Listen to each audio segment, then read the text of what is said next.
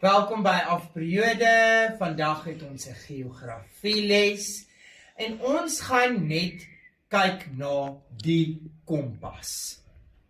Nou ouens, is baie belangrik vir jou om die rigtings op die kompas te ken, om presies te weet waar is watter rigting.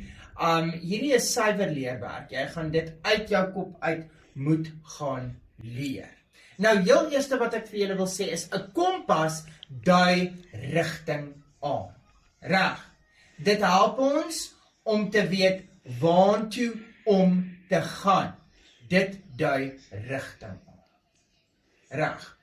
Nou, die kompas gaan altyd na magnetiese noord wys. Goed. Dit is 'n gegewe. Hy gaan wys na magnetiese noord. En van daar af kan jy dan nou uitredeneer vir jouself, oos, wes, suid, ek moet soontoe, ek moet soontoe, ek moet soontoe. So hy wys altyd magnetiese noord en jy hanteer die windrigtings in watter kant jy ook al moet gaan van daar af, dienooreenkomstig. Ons kry kardinale rigtings. Dit is ons 4 hoofrigtings. Noord, oos, suid en wes.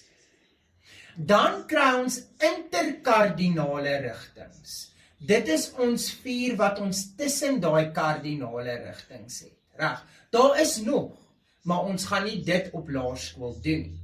So ons kry dan nou noordoos, ons kry suidoos, ons kry noordwes en ons kry suidwes. Noord en suid word altyd eerste genoem, nooit oos en wes. Ek hoop julle verstaan die kompas, ek hoop julle het 'n lekker pouse verder en ek sien julle die volgende afspreek. Totsiens.